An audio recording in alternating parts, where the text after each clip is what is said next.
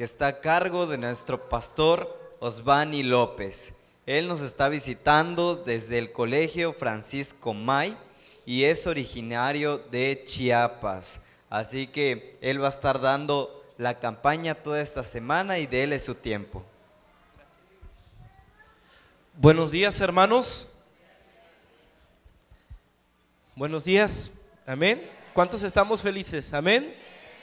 Estoy muy contento de acompañarles con mi familia por segunda ocasión aquí en la iglesia. Ya habíamos estado un viernes, me parece, y pues vamos a estar toda la semana.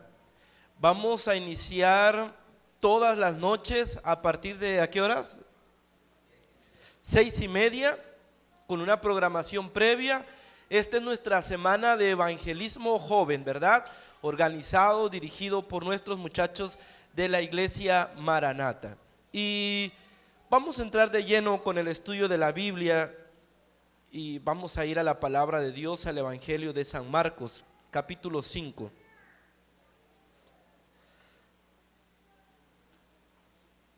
Vamos a la palabra de Dios y antes de leer el texto vamos a orar para pedir que Él nos ayude a entender su palabra. Oremos. Querido Padre que estás en el cielo, santo, santo es tu nombre, Señor. Te damos muchas gracias por permitirnos estar aquí en la iglesia y ahora por dedicar este momento al estudio de tu palabra. Rogamos, Señor, que en tu amor y misericordia tu Santo Espíritu pueda hablar a nuestras mentes, Señor, pueda impactar nuestra razón y nuestro corazón también. En el nombre de Jesús, amén. Vamos al Evangelio entonces de San Marcos capítulo 5. Durante esta semana vamos a estudiar por lo menos 7 historias del Nuevo Testamento que presentan sucesos trascendentes que pueden impactar nuestras vidas. Quisiera preguntar antes de iniciar con el tema, ¿cuántos de los que estamos aquí no somos miembros de la iglesia? Levanten su mano. ¿Cuántos de los que están aquí no son miembros de la iglesia? Quiero conocerlos. Levanten su mano. 1, 2, 3, 4, 5, 6. Pues déjenme decirles que aunque no son miembros de la iglesia, son parte de nuestra familia y deseamos que puedan sentirse así. ¿Cuánto le damos la bienvenida? Amén. Sean muy bienvenidos. Si usted tiene a alguien a su lado, por favor estréchele la mano, dele la bienvenida, dígale Dios te ama. Y aquí en la iglesia también.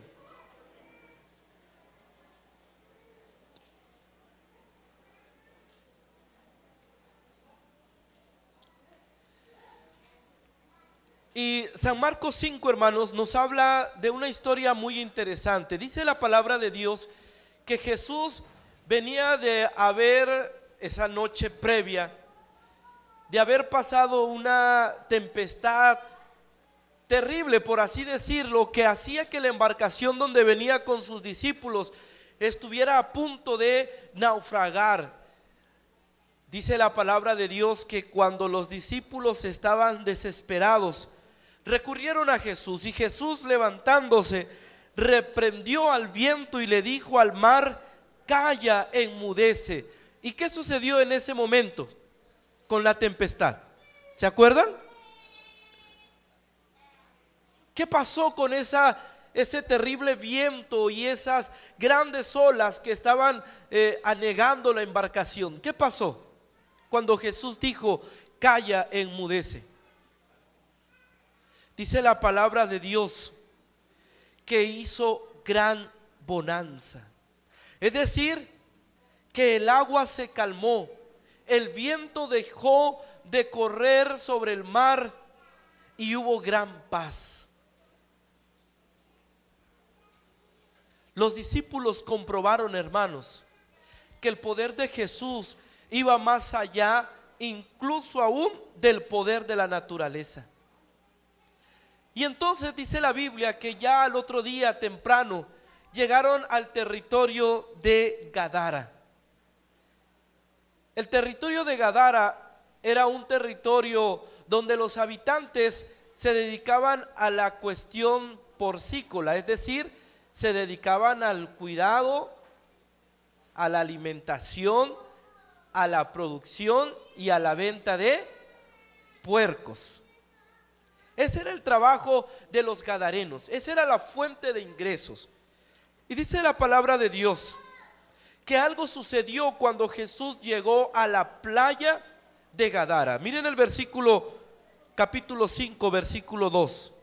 Vamos a la palabra de Dios, dice así: y cuando salió él de la barca, enseguida vino a su encuentro de los sepulcros un hombre con un espíritu, ¿qué dice el texto?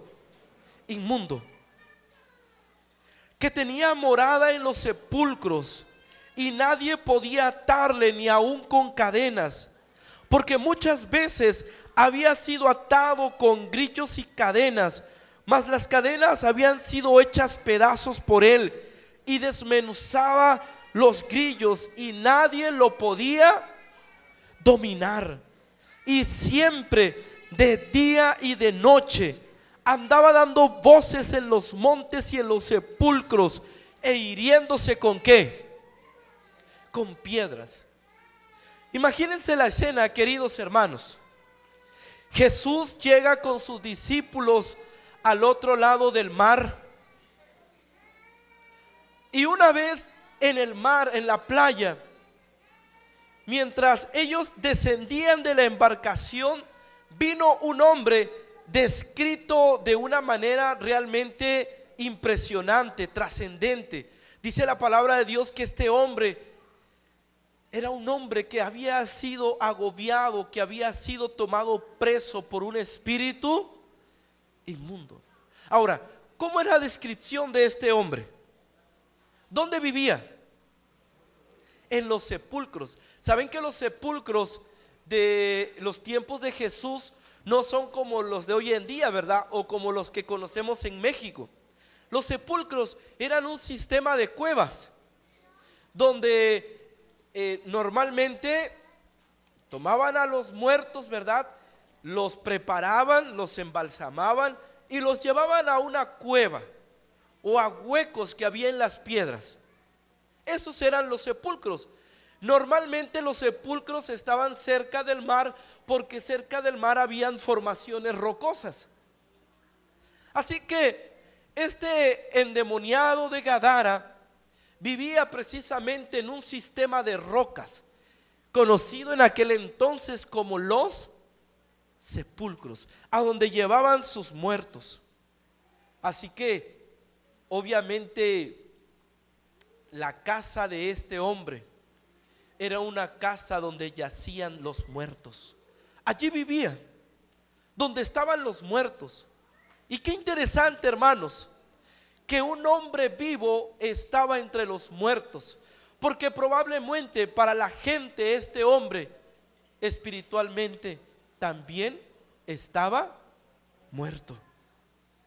Era un hombre que nadie podía atarlo. Le ponían cadenas, les ponían los grilletes, esas bolas de acero, ¿verdad? ¿Y qué hacía con eso? Dice la Biblia. ¿Qué hacía con eso? Los hacía pedazos, tomaba las cadenas y las rompía, como si rompieras un hilo, una fuerza extraordinaria. Pero lo más triste, hermanos, es lo que dice el versículo 5. Que en esa condición, con esa fuerza extraordinaria, incluso tomaba las piedras y se golpeaba a sí mismo. Voy a hacerles una pregunta. ¿Cuántos quisieran estar así? ¿Alguien quisiera estar así? ¿Verdad que nadie? ¿Saben que la descripción de este hombre de Gadara, del cual no se menciona su nombre, es lo que busca Satanás? Es la condición más deplorable que busca Satanás para los hijos de Dios que se alejan de él. Esa es la condición en la que nos quiere ver el enemigo. Una condición deplorable, una condición donde incluso nos lastimemos a nosotros mismos. Imagínense que fuésemos a la playa. ¿Cuál es la playa más famosa aquí de Playa del Carmen? Punta Esmeralda. Imagínense, vamos todos los de la iglesia Maranata a la iglesia Punta Esmeralda, a la playa Punta Esmeralda. Llegamos a la playa, una mañana de sábado calmada, tranquila, y de repente vemos un hombre como el descrito en la Biblia que viene corriendo hacia nosotros. ¿Qué haríamos? ¿Qué haríamos si viniese un hombre descrito como el que está en la Biblia? Más de uno saldría corriendo, ¿sí o no? Saldríamos corriendo. ¿Qué haríamos con nuestros niños? Los tomamos, ¿verdad? Y salimos corriendo. ¿Qué harían los jóvenes de la iglesia Maranata, las chicas de la iglesia Maranata? Que viniera un hombre así corriendo, con las cadenas en sus muñecas hechas pedazos, con el rostro desfigurado, con una mirada de terror. ¿Qué haríamos? ¿Qué harían, chicas? Saldrían corriendo. Yo creo que lo más lógico es que todos saldríamos corriendo, o nos esconderíamos, o nos haríamos a un lado, ¿verdad? Dice el libro El deseado de todas las gentes que cuando los discípulos vieron a este hombre venir hacia la embarcación, porque dice la Biblia, versículo 6, cuando vio pues a Jesús de lejos, corrió hacia la embarcación. Dice Elena de White que los discípulos como que también sintieron lo mismo que tal vez nosotros sentiríamos y huyeron. Así que en la escena ahora vemos una embarcación, a Jesús y a este hombre venir hacia él. Lo interesante, hermanos, muchachos, es que cuando este hombre venía hacia Jesús, no vino a golpearlo, no vino a insultarlo, no fue a agredirlo. Dice la Biblia que vio a Jesús, corrió hacia él, y cuando llegó hacia Jesús, ¿qué hizo? Versículo 6, fue nuestra lectura bíblica. ¿Qué hizo? Se arrodilló. Ahora, pregunto, el acto de arrodillarse, ¿qué simboliza? ¿Qué significa? A ver, comentarios. 1, humillación. ¿Qué más? Respeto. Adoración. Arrodillarse tiene que ver con la oración, tiene que ver con respeto, tiene que ver con humillarse. Pero todos esos conceptos se definen en uno solo, que es adorar. ¿Qué hicieron los magos de Oriente cuando vieron a Jesús? Se arrodillaron porque reconocieron que Jesús era el Hijo de ¿quién? De Dios. El acto de arrodillarse tiene que ver ¿con qué? Ahora, vamos a reflexionar y entremos en materia. Dice la palabra de Dios entonces que este hombre endemoniado vino ante Jesús y se arrodilló. Aquí hay algo interesante, hermanos, porque un endemoniado, ¿qué estaba haciendo? Se estaba ¿qué? Arrodillando. En pocas palabras, un endemoniado estaba realizando un acto de adoración. Ahora, aquí hay una cuestión interesante. Dice el versículo 6. Versículo 7.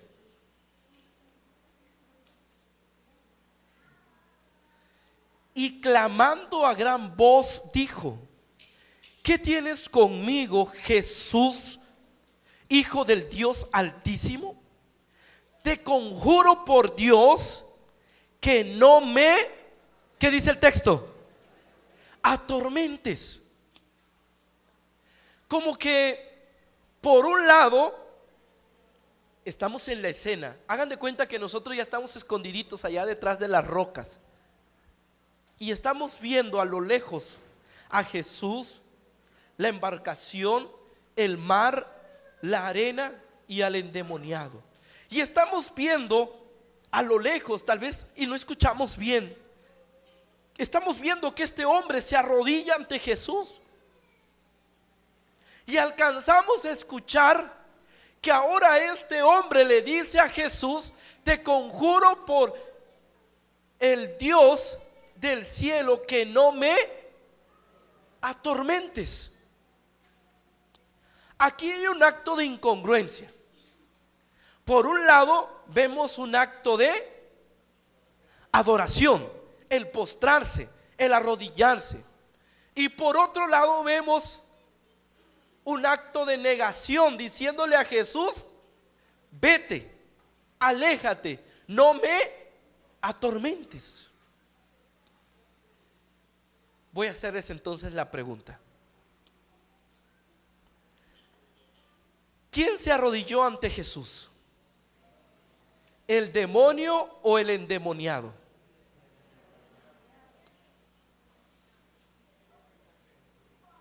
¿Quién se arrodilló ante Jesús? ¿El demonio o el endemoniado? ¿Quién se arrodilló? A ver, no los veo, escucho respuestas divididas.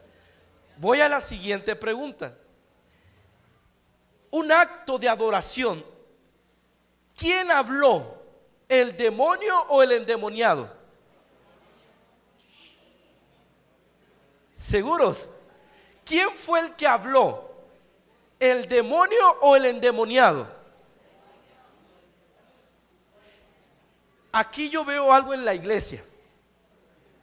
Bueno, veo una lucha entre los que dicen el demonio y otra lucha que dice el endemoniado.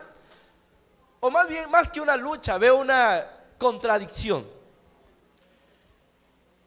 ¿Saben, hermanos, que la historia del endemoniado de Gadara nos presenta la gran lucha que se libra en nuestra mente todos los días?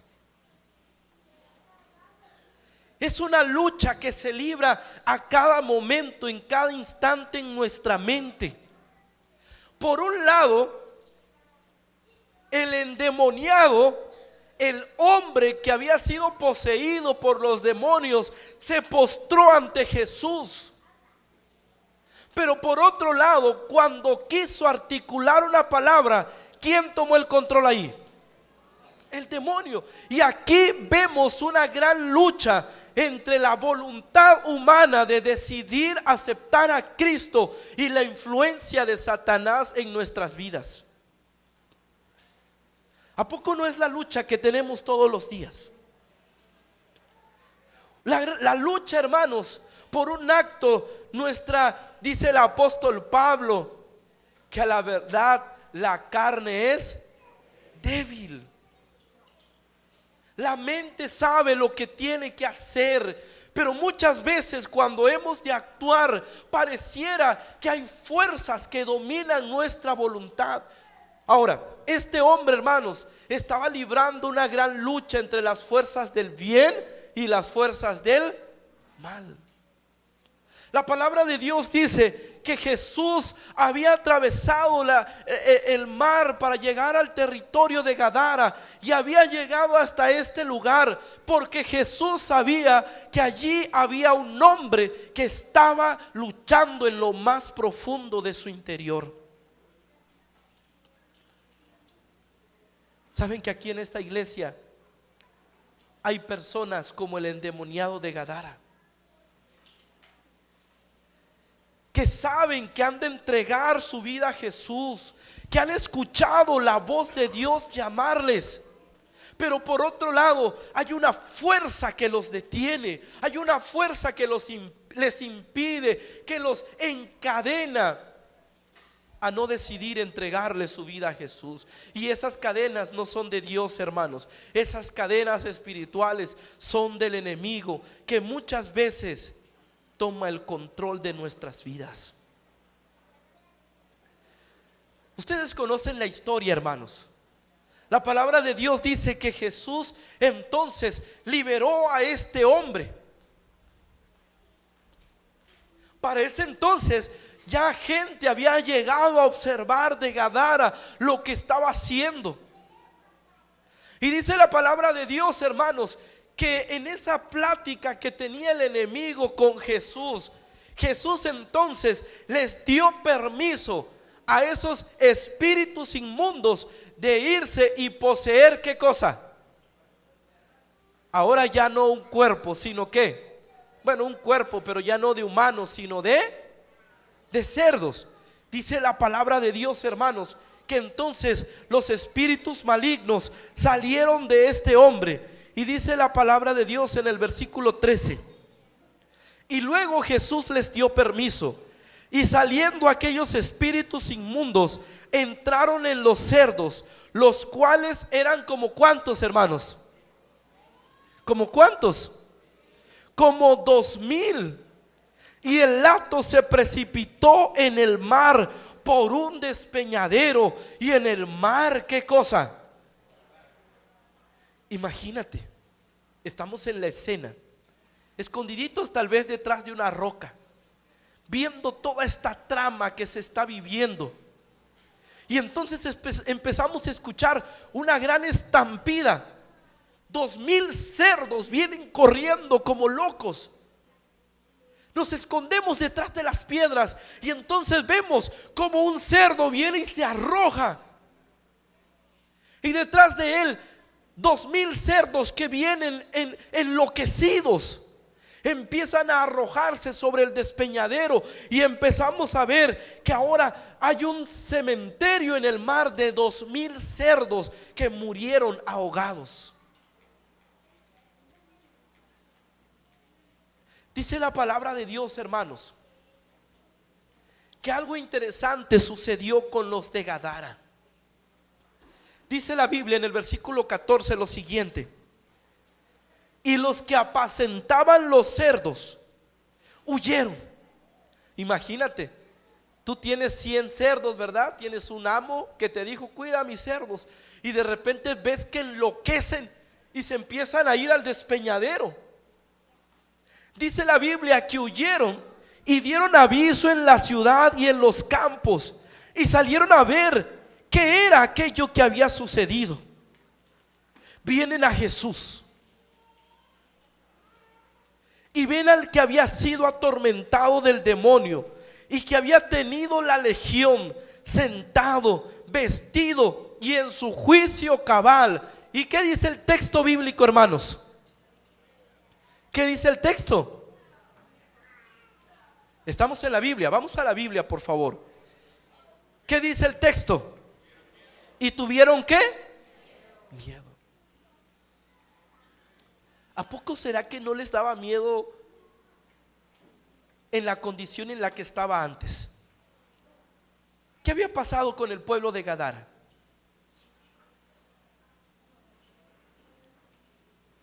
Dice la Biblia que cuando vieron al hombre transformado en su juicio cabal,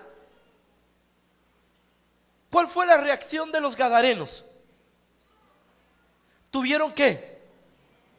Miedo. Se espantaron a ver lo que había pasado. ¿Saben que se habían acostumbrado a verlo en la condición en la que vivía?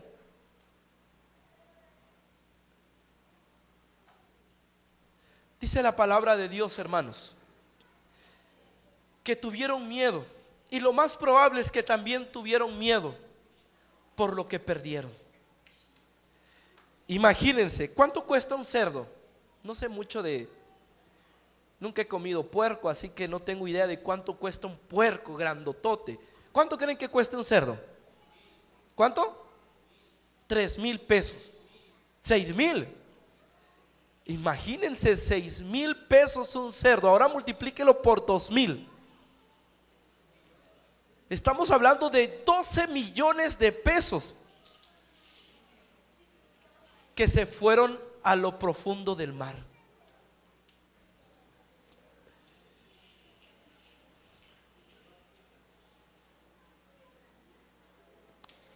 Me impresiona lo que dice el versículo 16 y 17, hermanos.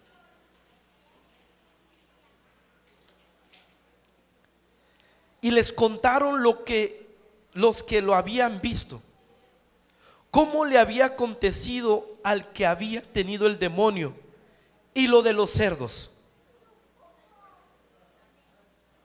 Y miren lo que dijo el pueblo de Gadara a Jesús. Versículo 17.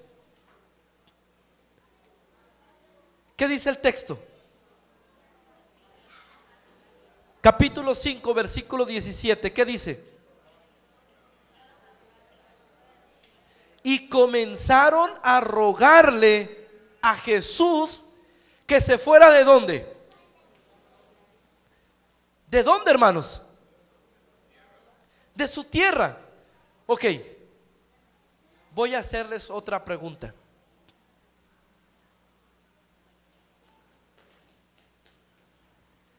¿Quién estaba peor?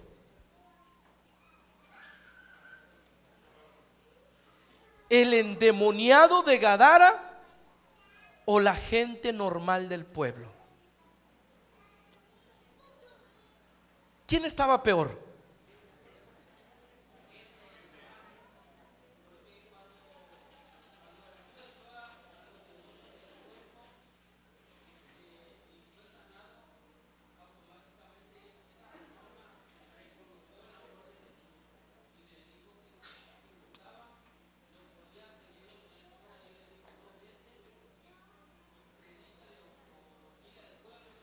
Muy bien, tal vez no expliqué bien la pregunta. Antes de que fuera liberado el endemoniado de Gadara, ¿y quién estaba peor? ¿El endemoniado de Gadara del capítulo 5, versículo 1 al 5? ¿O el pueblo, la gente normal como tú y como yo? ¿Quién estaba peor?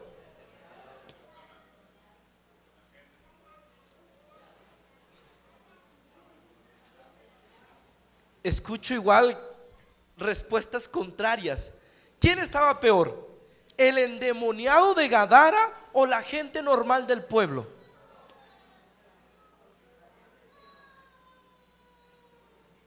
La gente como tú y como yo. ¿Quién estaba peor?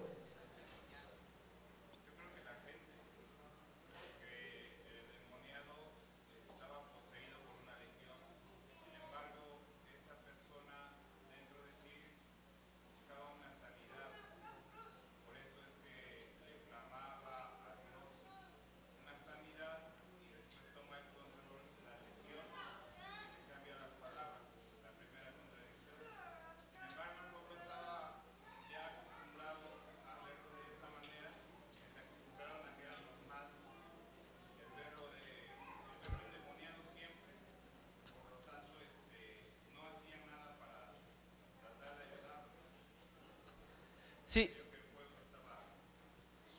Gracias, hermano. Recuerden que al principio pregunté ¿quién se había arrodillado? ¿El demonio o el endemoniado? ¿Quién se había arrodillado?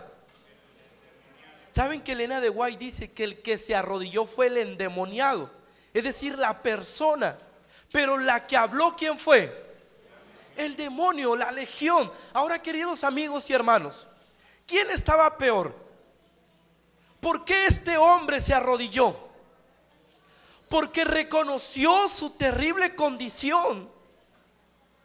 Se dio cuenta de su estado espiritual. Y saben, hermanos, Elena de White dice que había una pequeña rendija de luz que le permitió ver a Jesús. Y saben, amigos, la peor condición del hombre es aquella que no reconoce a Cristo como su único Salvador.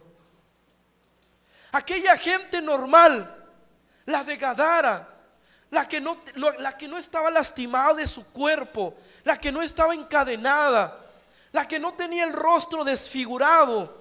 Aquellas personas le dijeron a Jesús: Señor, aléjate de mis contornos, aléjate de mi vida. dame mi espacio. Cuando vieron que aceptar a Cristo significa dejar a un lado las cosas inmundas de la vida, cuando se dieron cuenta que a veces el sacrificio cuesta, prefirieron decirle al Señor: aléjate de mis contornos. ¿Quién estaba peor, hermanos? ¿El endemoniado de Gadara o la gente normal del pueblo? ¿Quién? El pueblo, la gente normal, la gente como tú y como yo, que viene a la iglesia y siente que está bien.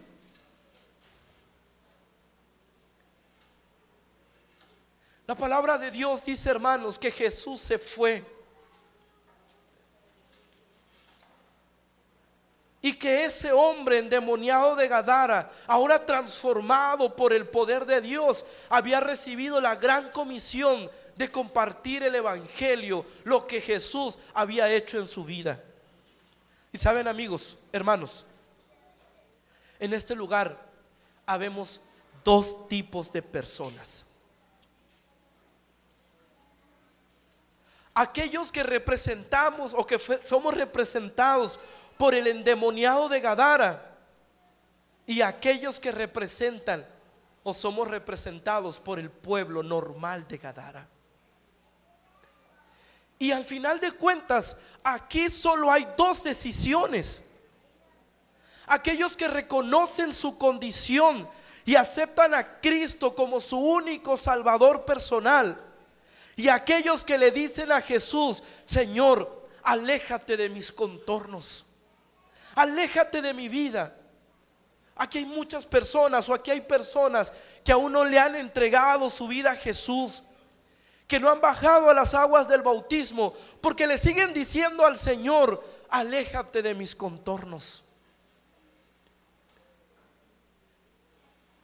Yo he escuchado mucha gente que le dice al Señor: es que yo le voy a entregar mi vida a Jesús hasta que sienta algo dentro del corazón.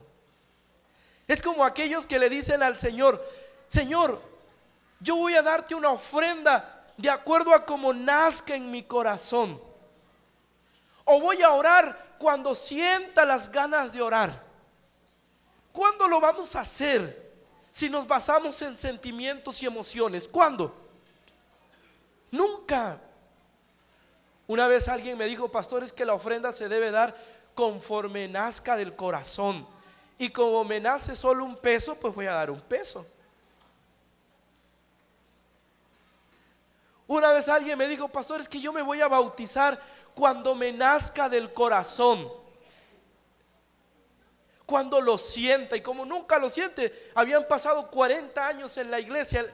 Él me platicaba que eso se lo había dicho y ahora, a un pastor hace 40 años, y ahora me lo decía a mí después de 40 años, pero todavía no lo sentía, no se sentía preparado al 100%. Si la vida se basara en sentimientos, hermanos, ¿qué sería de nosotros? La lucha de este hombre gadareno estaba ¿dónde? ¿En dónde estaba, hermanos? En la mente. Y el acto de arrodillarse fue una decisión consciente que él tomó y que nadie lo obligó a tomar. Tu salvación y mi salvación, hermanos, no gira en torno a emociones, a sentimientos, a buenos deseos. Al final tiene que ver con decisiones. Y el hombre, el peor hombre, no es aquel que ha cometido pecados, es aquel que ha cometido pecados, pero que no reconoce a Cristo como su Salvador personal y no le entrega su vida.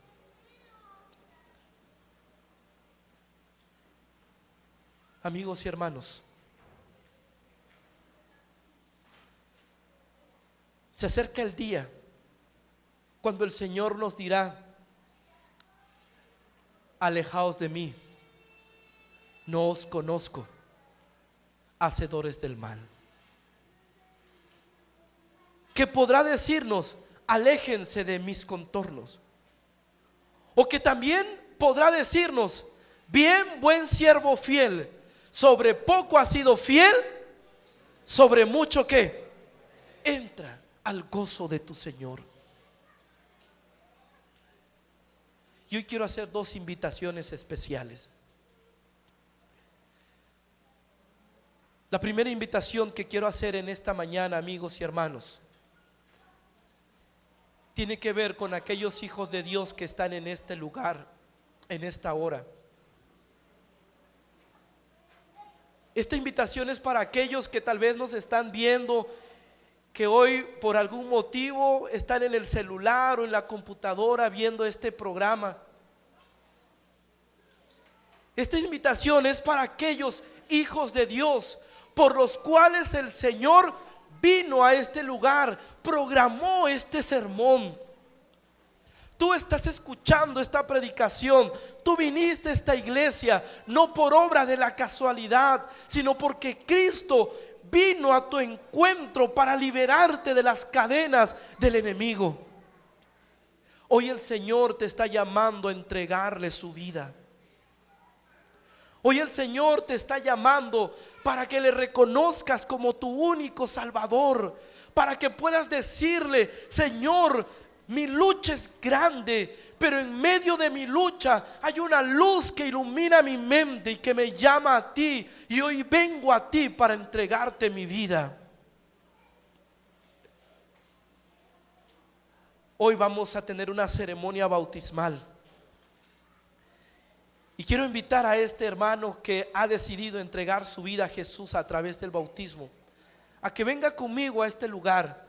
Vamos a orar juntos y vamos a hacer este llamado juntos a aquellos hijos de Dios que están siendo llamados por el Señor para ser bautizados. ¿Está la persona que va a ser bautizada aquí? Ven, hijo, acompáñame, muchacho. Sube acá y vas a estar a mi lado en este momento. ¿Cuántos decimos amén? ¿Amén?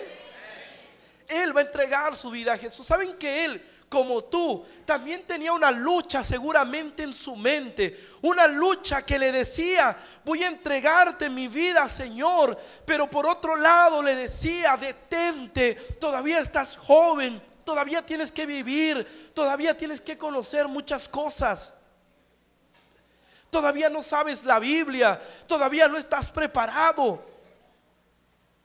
Seguramente había esa lucha en su corazón. Y yo quiero pedirte, amigo, que te pongas junto a mí aquí enfrente, porque así como él, también hay personas que están siendo llamadas por el Espíritu Santo. Jesús no atravesó una tormenta en el mar para venir a tu encuentro. Jesús murió en la cruz del Calvario y derramó su sangre para salvarte. Y yo quisiera hacer una invitación especial en esta mañana. Una invitación para todos aquellos hijos de Dios, aquellos que tienen más de 10 años, nuestros niños de la iglesia que han crecido con nosotros, que no le han entregado su vida al Señor, nuestros jóvenes, aquellas visitas que hoy vinieron no por casualidad, aquellos que nos están viendo a través de este video. Yo quisiera invitarlos en esta mañana a que, así como nuestro hermano, puedan venir a los pies de Jesús y entregarle su vida a través del bautismo muy pronto. Aparte de Iván, que le ha dicho sí a Jesús, ¿habrá alguien más en esta iglesia que quiera decirle al Señor: Señor, hay una lucha grande en mi mente, las cadenas pareciera que me tienen atado, pero hoy en medio de mi lucha quiero venir como aquel endemoniado de Gadara y ejercer mi poca voluntad para entregarte mi vida, para venir ante tus pies y decirte: Señor, pronto quiero experimentar el gozo de la salvación a través del bautismo. ¿Habrá alguien que quiera venir a este lugar y que quiera decirle al Señor: Señor, muy pronto quiero experimentar el gozo de la salvación a través del santo bautismo? Quiero orar por usted, porque sé que la lucha que se está librando en su corazón es una lucha muy grande. Alguien vendrá a este lugar y acompañarnos a Iván y a mí para decirle al Señor: Señor, aquí está mi vida, te entrego mi corazón. Hoy quiero invitarlo a que venga a este lugar. El Señor le está llamando. El Señor quiere hacer un milagro en su vida. Habrá una persona más. Habrá una persona más que le diga al Señor: entra en mi corazón. Porque al final de cuentas,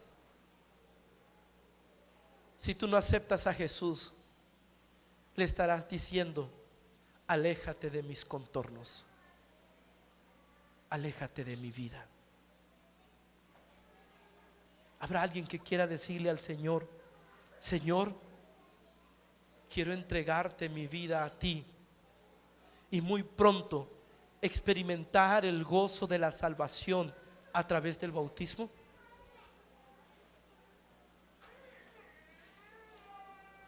Voy a invitarlo a que venga a los pies de Jesús. Y si no hay nadie más, tengo mi responsabilidad de poner al cielo y a la tierra como testigos de que se ha presentado ante ustedes la salvación y la perdición, la vida y la muerte, y que al final la decisión les marcará para toda la vida. Y la segunda invitación que quiero hacer en esta mañana es para todos aquellos miembros bautizados que a veces sentimos que estamos bien y que nos olvidamos de Jesús. ¿Cuántos de los miembros de la iglesia que estamos aquí queremos decirle al Señor: Señor, quiero entregarte mi vida nuevamente? Amén. Alabado sea el nombre de nuestro Dios. Se acerca el día grande cuando Cristo vendrá, donde arreglaremos las cuentas con Dios. Pero hoy es el tiempo de nuestra salvación. Vamos a cantar juntos el himno 312, Día grande viene, y vamos a colocarnos de pie para alabar al Señor, para decirle a nuestro Dios: día grande viene.